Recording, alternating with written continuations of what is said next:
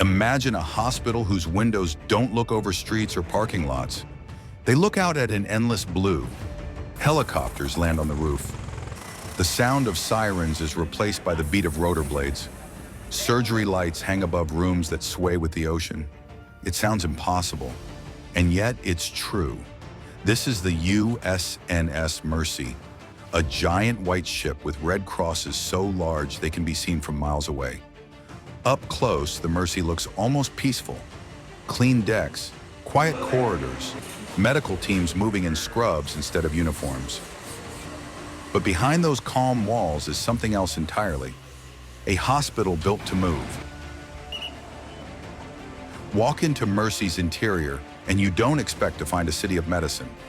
12 operating rooms, 80 ICU beds, 1,000 patient beds, CT scanners, blood banks, oxygen plants, intensive care wards, labs, radiology suites, all packed inside a 900-foot-long ship. Massive steel corridors that could belong to any major trauma center on land.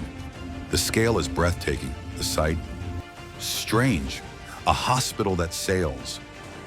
So, how did a ship become a hospital? Why turn a massive oil tanker into a life-saving machine at sea? And what does it actually feel like to live and work inside a place where patients arrive by helicopter and the nearest city could be thousands of miles away? Let's step inside. To understand why the USNS Mercy exists, you have to go back to the Cold War. The United States realized something crucial. In a world where war could erupt anywhere and anytime, having medical facilities stuck on land wasn't enough. Troops could be deployed across oceans in hours, but if they were injured, getting them back to a hospital could take days. Carrying medics with the troops wasn't ideal, and frankly, it wasn't working at all. So the Navy needed a solution, a hospital that could move with the fleet. But building a hospital ship from scratch? That would take years and billions of dollars. So instead, the Navy looked for something already massive, already seaworthy, and already built to carry incredible loads. The answer? Oil tankers. In the late 1970s, 2 enormous San Clemente-class tankers were chosen for conversion. These ships were originally designed to haul millions of gallons of crude oil. But instead of fueling the world's cars and industries, they would be reborn to save lives. One became the USNS Comfort, the other, the USNS Mercy. The transformation was staggering.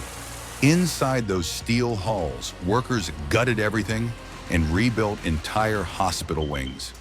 Operating rooms where oil pumps once stood, pharmacies where fuel valves used to be, oxygen plants instead of pipelines. The best available engineers redesigned every single deck, no longer for crude oil, but for critical care. That's how we move a hospital 20,000 miles for Pacific Partnership 2012. And the symbolism is almost poetic. A ship once built to carry fossil fuel across the seas now carries something infinitely more precious: human lives. But why go to all this trouble? Why take tankers and turn them into floating hospitals? The reason is simple: versatility. On any given day, Mercy can operate as a full combat support hospital, treating soldiers injured in war. The very next week, she might dock in a disaster zone after an earthquake, tsunami, or hurricane, serving civilians in desperate need. Since entering service in the 1980s, the USNS Mercy has done both. She has deployed in conflicts like the Gulf War, standing ready to treat wounded troops. And she's also been a beacon of hope after natural disasters, helping after the 2004 Indian Ocean tsunami, the Philippines typhoon in 2013, and even during the COVID-19 pandemic in Los Angeles. The ship's very design reflects this dual purpose: combat readiness on one hand, humanitarian relief on the other. So when you see Mercy's giant red crosses painted bold across her sides, they're more than just symbols. They're promises that wherever the world needs her, she can sail in and bring a hospital to the front door of crisis. But what does it actually take to live and work inside this floating city of medicine?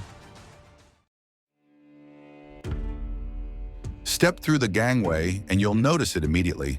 The smell of antiseptic, the hum of machinery, and the quiet tension of a hospital at sea.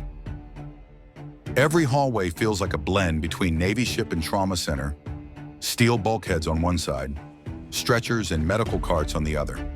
The ship houses more than 1,200 Navy medical staff and support crew when fully active. That includes doctors, nurses, dentists, technicians, engineers, and even chaplains, all working side by side. Add the ship's mariners from the Military Sea Lift Command, and you've got over 1,400 people living together in a self-contained world. Their days don't run on a 9 to 5. Instead, life follows the Navy's relentless schedule. Surgery at dawn, training drills at noon, night watches in the ICU. The operating rooms buzz with the same intensity you'd find in a level 1 trauma center ashore. Surgeons perform complex procedures, heart operations, orthopedic repairs, even brain surgery, while the ship rocks gently with the ocean. That motion becomes second nature for the staff, but for patients it can feel surreal. One moment lying on a bed in agony, and the next realizing you're inside a hospital that sways with the sea. But beyond the ORS and wards, Mercy runs like a small city. There are mess halls feeding thousands, gyms crammed with sailors trying to keep fit, and narrow berths stacked 3 high where crew members grab what little sleep they can. But unlike a city, you can't just step outside for a break. Here, outside means the endless horizon, the crash of waves against steel, and sometimes, if you're lucky, the sight of helicopters lifting patients onto the deck. While the technology on board is impressive, it's the human side that really defines Mercy. Doctors performing emergency C-sections in blackout conditions after a typhoon. Nurses comforting children who have lost everything in a tsunami. Sailors carrying supplies down to shorelines devastated by hurricanes. Inside the ship, every role matters. From the surgeon with decades of experience to the young corpsman cleaning surgical tools, they all keep the promise painted on Mercy's side alive. But even with all this preparation, Mercy's true test doesn't come from the drills or the daily routines inside. It comes when the call arrives, when disaster strikes, when entire cities crumble, when thousands need help and hope. The order begins at the very top. The President authorizes the mission, the Secretary of Defense gives the directive, and the Navy springs into action. Within hours, this quiet white ship is activated, supplies are loaded, and thousands of men and women prepare to sail toward chaos. Sometimes it's the Department of Defense calling for support in a conflict zone. Other times it's U.S. government agencies requesting Mercy's help after hurricanes, earthquakes, or humanitarian crises. And that's when this ship transforms from calm readiness into a lifeline. December 2004, a wall of water, taller than buildings, crashes into coastlines across the Indian Ocean. In minutes, entire towns are erased.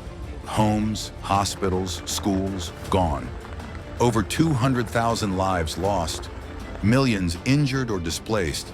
Amid the devastation, help doesn't come from the land. It arrives from the sea.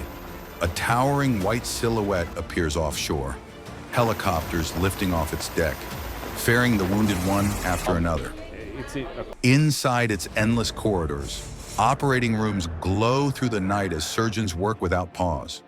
For weeks, the ship becomes the region's largest hospital, a lifeline where no other one exists. And that wasn't the last time. She has answered calls after typhoons in the Philippines, ready to help with relief efforts in the Philippines, earthquakes in Haiti, tsunamis, even conflict zones where local hospitals were overwhelmed. Every time the pattern is the same. Anchor offshore, fly in patience, turn steel decks into a sanctuary of survival. But her mission isn't only about emergencies. In calmer years, the vessel sails on Pacific Partnership, one of the largest humanitarian operations on Earth. Doctors, nurses, and volunteers step ashore across Asia and the Pacific, training local medical teams, performing surgeries and strengthening healthcare systems before disaster ever strikes. It's not just healing wounds, it's building resilience. It's showing that global power isn't only measured in warships or weapons, but in the ability to save lives. Life aboard during these deployments is relentless. Helicopters thunder overhead, translators sprint through crowded wards, patients arrive in the hundreds, and medical teams fight exhaustion to keep up with the flow. The pace is frantic, but the mission is clear. Restore hope, one patient at a time. Over the decades, millions have been treated. And for countless survivors, the memory of that towering white figure on the horizon is not just an image, it's salvation. Because in the middle of destruction, when everything seems lost, this ship proves a simple truth.